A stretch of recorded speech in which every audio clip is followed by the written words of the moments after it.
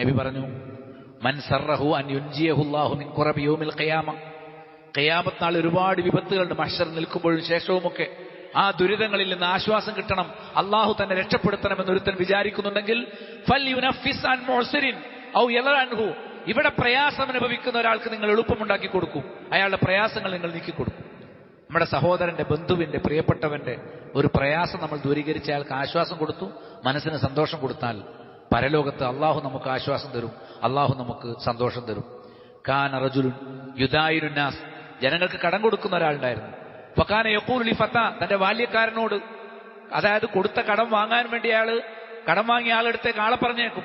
അയാളോട് പറയും, ഇദാ അതൈത മുഅ്സിറൻ, നീ കൊടുത്ത കടം തിരിച്ചു വാങ്ങാൻ വേണ്ടി പോകുമ്പോൾ ആരെങ്കിലും പ്രയാസം അനുഭവിക്കുന്നവരെ കണ്ടാൽ, കടം വീട്ടാൻ ബുദ്ധിമുട്ടുന്നതായിട്ട് നീ കണ്ടാൽ ഫതജാവസ് അൻഹു, നീ അവന് വിട്ടുകൊടുത്തേക്ക്, ഇപ്പൊ വാങ്ങണ്ട, അയാൾക്ക് ഇനിയും സാവകാശം കൊടുക്കും.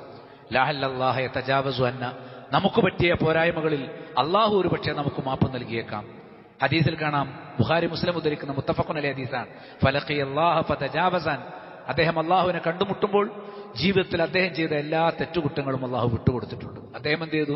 താൻ കടം കൊടുത്ത ആളുകൾക്ക് വിട്ടുവീഴ്ച ചെയ്തു കൊടുത്തു. അപ്പൊ അദ്ദേഹം എന്ത് ചെയ്തു? അദ്ദേഹത്തോട് അള്ളാഹുവും അതേ പ്രകാരം വിട്ടുവീഴ്ച കാണിച്ചു എന്ന് ധാരാളമായി ഹദീസിൽ കാണാൻ സാധിക്കും. ഒരിക്കൽ നബി പറഞ്ഞു, വാഹിലുൽ ജന്നത്തി സലാസ. 3 കൂട്ടർ സ്വർഗാവകാശികളാണ്. ദൂ സുൽത്താനിൻ മുഖ്സിത്തുൻ മുതസദ്ദിഖുൻ മുവഫഖുൻ.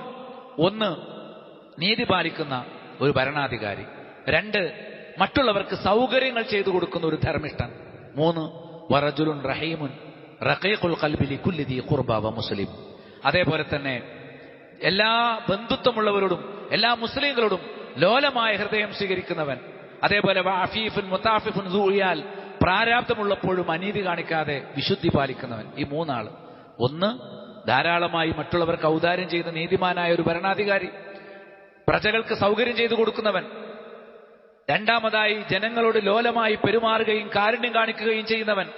3ാമതായി ദാരിദ്ര്യമുള്ളപ്പോഴും ഇഫ്ഫത്ത് പാലിക്കുന്നവൻ, വിശുദ്ധി പാലിക്കുന്നവൻ. ഇവർക്ക് സ്വർഗമുണ്ട് എന്ന് നബി സല്ലല്ലാഹു അലൈഹി വസല്ലമ കൃത്യമായി പഠിപ്പിച്ചു.